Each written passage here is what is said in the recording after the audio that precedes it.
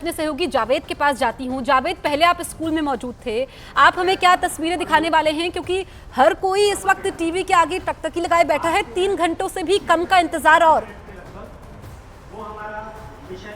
देखिए, national science centre में हमारी मौजूदगी है। हम यहाँ पर विज्ञान और उससे जुड़ी हुई चीज़ें देखने के लिए लोग यहाँ पर आते हैं। आपको रॉकेट का रेप्लिका हम आपको दिखाना चाहेंगे और जो यहाँ विजिटर्स हैं वो हम आपको दिखा रहे हैं। और साथ ही देखिए, जो आज तैयारियां की गई हैं उस वक्त के लिए जब इतिहास बनेगा, जब चंद्रयान 3 लैंड करेगा, जिसकी कामना और प्रार्थना सब लोग कर रहे हैं, उसका साक्षी बनने के लिए देखिए स्कूल के बच्चे यहाँ पर आए हुए हैं। राकेश त्रिपाठी हैं जो एस्ट्रोनॉमर हैं, इनसे एक बार बात कर लेते हैं और लोगों से भी समझेंगे सर क्या तैयारियाँ आज की गई हैं। और यहाँ पर हम देख रहे हैं कि आप कुछ शो दिखा रहे हैं चांद से जुड़ा हुआ।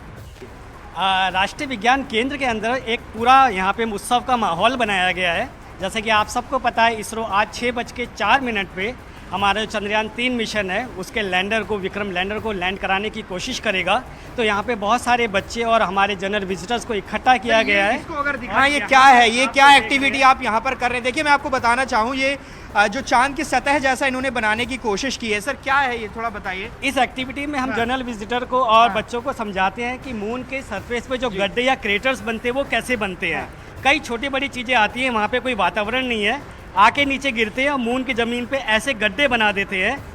ये देख रहे हैं आप, इनको हम क्रेटर्स बोलते हैं। तो ये क्रेटर्स, ये बताने की कोशिश कर रहे हैं कि अगर कोई चीज़ मून पर गिरती है तो कुछ इसी तरह के गड्ढे वहाँ बन जाते हैं। और ये बार बार जो वैज्ञानिक है वो बताते हैं कि जैसे एक बार गड्ढे बन जाए वैसे नहीं। लेकिन एक बार जो विजिटर्स हैं उनसे बात कर लेते हैं। कहाँ से आए आप? कादीपुर सुल्तानपुर बदली पीजी कॉलेज। क्या कहना चाहेंगे? चंद्रयान 3 आज, इसको छोड़ दीजिए, हाँ बताइए।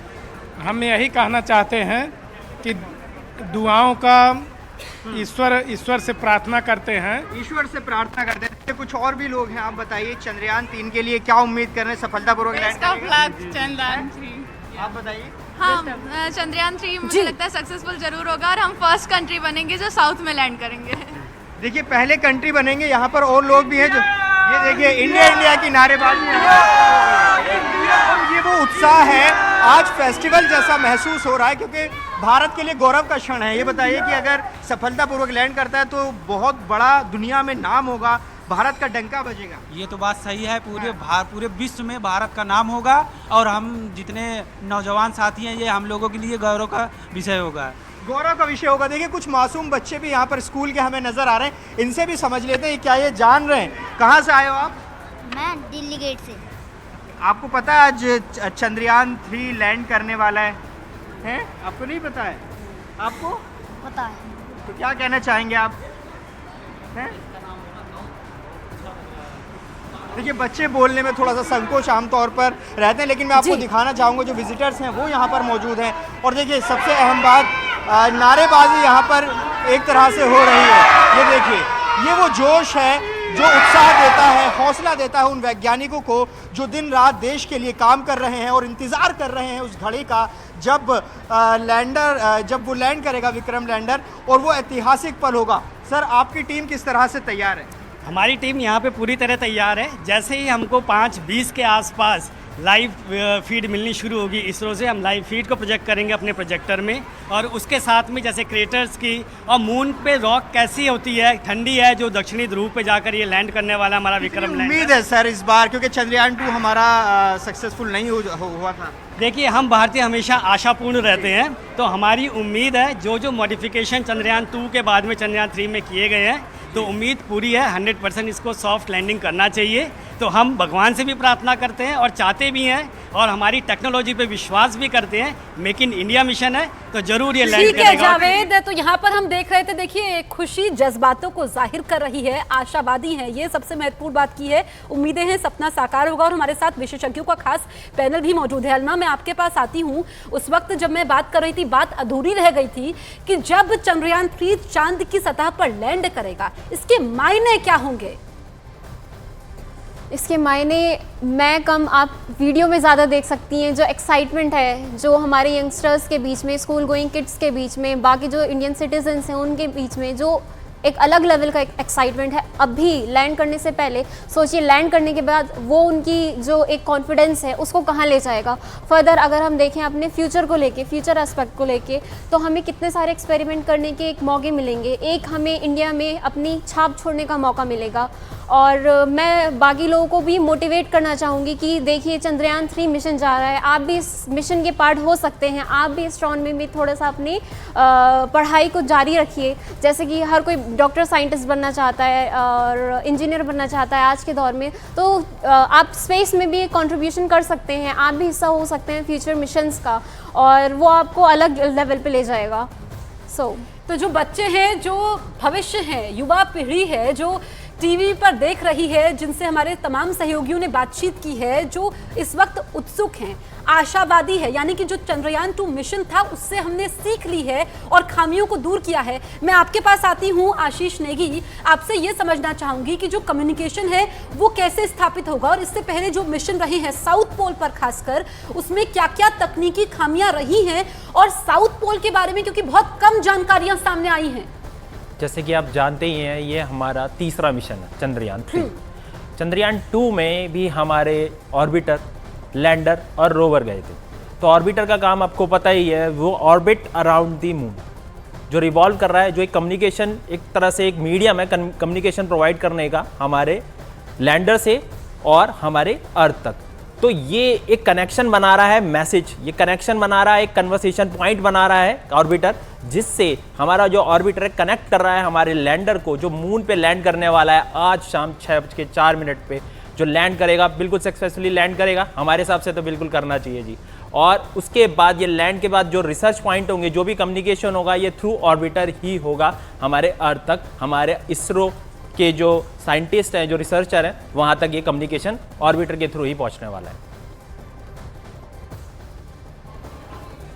चंद्रमा की सतह पर आज विक्रम लैंडर लैंडिंग को तैयार है। देश दुनिया में चंद्रयान 3 की कामयाबी की दुआएं मांगी जा रही है। विक्रम लैंडर को जिस जगह पर लैंड कराना है वो चांद का सबसे अंधेरे वाला इलाका है, जहां सूरज की रोशनी भी कम पहुंचती है और जहां की जमीन भी ऊबड़ खाबड़ है। ऐसे में विक्रम की सॉफ्ट लैंडिंग कराना वैज्ञानिकों के लिए किसी चुनौती से कम नहीं है। 1 0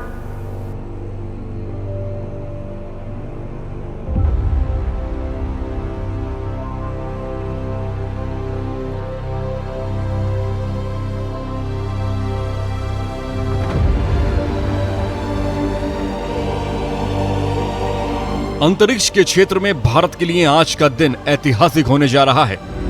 चंद्रयान 3 इतिहास रचने की दहलीज पर है। मिशन का लैंडर मॉड्यूल चांद की सतह से महज 25 किलोमीटर की दूरी पर चक्कर लगा रहा है। आज शाम ये चांद की सतह पर सॉफ्ट लैंडिंग करेगा। चांद की खूबसूरती की चर्चा दुनिया भर में लोग करते हैं, लेकिन दुनिया अब तक सिर्फ चांद के आधे हिस्से को ही देख सकी है और चांद का दूसरा हिस्सा दुनिया ने कभी नहीं देखा। इसकी वजह है चंद्रमा का पृथ्वी के साथ टाइडल लॉकिंग होना।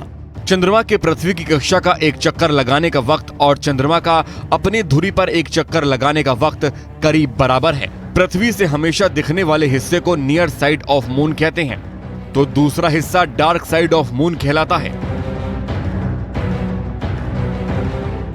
जी हाँ, आपने सही कहा। डार्क साइड, बेसिकली उसको जो डार्क साइड नाम दिया, वो ऐसा नहीं कि लाइट नहीं पहुंचती है वहां पर, लाइट वहां पर भी पड़ती है, पर क्योंकि उसके बारे में जानकारी हम लोगों को कम है, वहां पे अभी तक जितने भी स्पेस मिशंस हुए हैं उसमें किसी ने भी उसको टारगेट नहीं किया। चंद्रमा पृथ्वी की परिक्रमा 27 दिन 6 घंटे में पूरा करता है और अपने अक्ष के चारों ओर एक पूरा चक्कर भी 27.3 दिन में लगाता है। चांद का एक हिस्सा पृथ्वी से हमेशा दिखाई देता है, जबकि दूसरा हिस्सा छिपा रहता है। दूसरे हिस्से में सूर्य की किरणें 14 दिन तक रहती हैं। पृथ्वी के करीब हिस्से पर अब तक कई मिशन हुए, वहीं डार्क साइड ऑफ मून पर पहली बार चीन 2019 में पहुंचा था। चाइना का एक स्पेसक्राफ्ट वहां पे उतरा है, तो इसके बारे में हमको बहुत जानकारी नहीं है, इसीलिए उसको dark side of the moon बोलते हैं। भारत के चंद्रयान 3 का लक्ष्य यही है कि वो चांद के डार्क साइड में सॉफ्ट लैंडिंग कर सके। चंद्रमा का अंधेरा वाला हिस्सा बेहद ठंडा है, क्योंकि वहां पर सूरज की रोशनी बेहद कम पहुंचती है। वैज्ञानिकों का दावा है कि चांद के दिखने वाले और ना दिखने वाले हिस्सों के बीच जमीन आसमान का फर्क है। ना दिखने वाली साइड की जमीन दिखने वाली साइड की जमीन की बनिस्बत ज्यादा चुनौती भरी है। इसरो ने चांद की जमीन की तस्वीरें शेयर की हैं, जिसे देखकर आप अंदाजा लगा सकते हैं कि चांद की धरती कैसी है, पृथ्वी से ये कितनी अलग है। चांद पर धरती की तरह ही मैदान, पहाड़ और घाटी तो हैं, लेकिन ये देखने में सिर्फ रेगिस्तान है। यहाँ के बड़े बड़े गड्ढों से संभलकर लैंडिंग करना चुनौती है। डार्क साइड की यही सच्चाई है। क्रेटर्स है, जैसे आप देख रहे हैं, बड़े बड़े गड्ढे हैं। इसको अगर मैं उदाहरण देके बताऊं तो पृथ्वी पर अगर रेत पर आप पत्थर जोर से मारेंगे, चाहे छोटा या बड़ा, तो वो इसी तरह के गड्ढे बनाता है। तो रेत पे जो गड्ढे बनेंगे उसमें आप साइड वॉल देखेंगे, वो क्रेटर की तरह ही है। बट यहाँ जो चांद की सतह पे देख रहे हैं, ये भी क्रेटर्स उसी तरह से बने हैं, ये लेकिन उल्काओं से बने हैं, और ये छोटे बड़े हर तरह के करते। चंद्रमा पर सूरज की तरह खुद का प्रकाश नहीं होता। यहाँ जो चमक होती है वो सूर्य की रोशनी है। आज से 14 दिन के लिए वहाँ वही रोशनी दिखेगी जिसमें लैंडर और रोवर को जानकारी जुटानी होगी।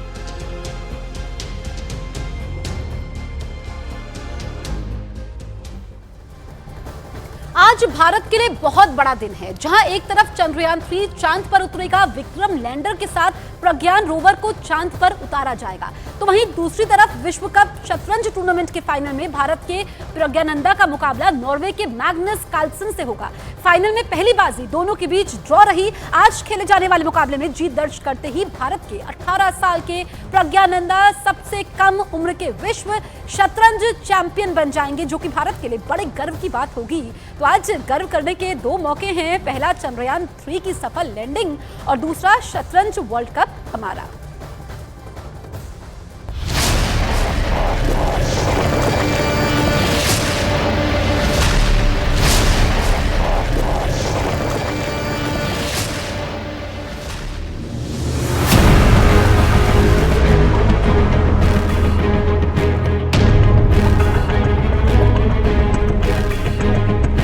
चंद्रयान 3 के रोवर का नाम प्रज्ञान रखा गया है। प्रज्ञान का मतलब बुद्धि और विवेक से जुड़ा है। ये नाम इसलिए रखा गया है क्योंकि रोवर में आर्टिफिशियल इंटेलिजेंस की उच्च तकनीक इस्तेमाल की गई है, जिसके जरिए ये रोवर चंद्रमा की सतह पर केमिकल स्टडी कर डेटा तैयार करेगा। इस इंटेलिजेंस को बताने के लिए इसे प्रज्ञान नाम दिया गया है।